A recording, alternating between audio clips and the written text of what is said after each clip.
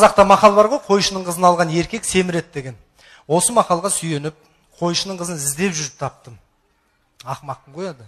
Сонымен үйлендік, қойшының қызына үйлендім. Беташардан кейін ертеңіне қайын жұрт үй көрсетуге шақырды. Сол барғаннан бір ай жаттық. Жұрттар үйленгенде бал айын өткізеді ғой, медовый месяц. Біз мал айын өткізуден бастадық. Бір ай қайын жұртта болдық. Бірақ қайнатам жақсы адам болып шықты. Күйеу баланың іші пыспасын деп менің қамымды ойлап, қойларға түнгі қарауыл қылып қойды. Енем ұрысты, бірақ әй, бейшара күйеу баланы түн ішінде қаңғытып қойларды қаратып қойғаның ұят болады. Күйеу бала жалғызсырайды ғой деді. Қайнатам да түсінді. Бопты, жалғызсырамасын деп, қасыма Ақтөс деген итті қосып берді. Соны қойларға түнгі қарауыл болдым. Үйленгенім кеше азанға дейін Ақтөсті құшақтап жатам, әйелімнің көзіне шөп салып.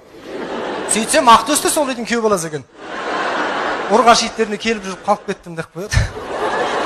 Сонымен екі бажа азанға дейін көз ілмейміз. Бажа тауып алғансың ғой. Қойларға қарап жатамыз. Условия керемет енді. Астыңда қойдың құмалағы, жып, жылы, жұмсақ, иісі наркоздан күшті кетеді. Үстіңде живой көрпе масалар деген. Жамыласында ұйқыңа перезім. Азанда пардан шыққандай боласың. Гаилердің таяғы құсап, қып-қызыл болып жүресің. Енем айтады, күйеу бала ялшақ екен, қолтығына дейін қызарып отырды. Көрмегенді көрдім. Bir күні қызық болды. Қойларды қарауылдап жатқанбыз. Түннің бір ортасында шөл қысса бола ма? Қат жаман шөл дедім. Суымды бажам тауысып қойған.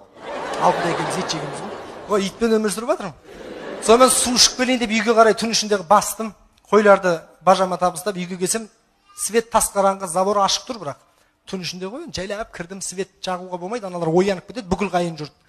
Жайлап келдім де қаладың сипалап келіп үстіне қол сосам, стаканда су тұр екен. Жаным кіріп төбіне дейін сіміріп алдым. Ішінде бір нәрсе сыңғыр ете қалды, орнына қойдым да шықтым да бажамның қасына қайтып келіп жаттым. Азанда үйге келсем, үйде қырғын, соғыс, қайнатам ашуланып жүр, қайсың болсаң таянбаймын деп. Ойбай, қайнатау не болды десем, мыналардың біреуі түнде протезімнің суын төгіп тастады деп тұр. 5 минутта қартайып кеттім. Қайнатам жеген тамақтары көз алдымнан пленка болып өтті да. Далаға жүгіріп шығып, лақылдатып құсып атсам, енем келіп, күйеу бала не болды деп, токсикоз дедім. Қайнатам мені көріп жанашып кетті деймін. Күйеу бала, түріңнің ұлтарағы шығып кетті ғой, әбден шаршаған сияқтысың, саған демалыс берейінші, бүгін демаласың деді. Ойбай, қайната, рахмет дедім. Демалысыңда үйде жата бермей, кішкене көңіл көтеріп қайт деп, Поляға пияздың шөбін тазалауға жіберді. Әйелім бейшара шырата қалып, папа сонда жалғыз өзі бара ма деп сөйтіп, жоқ, жалғыз бармайды, екі қаппен барады да ішіне пияз толтырып келеді деді. Енем жақсы екен қайта.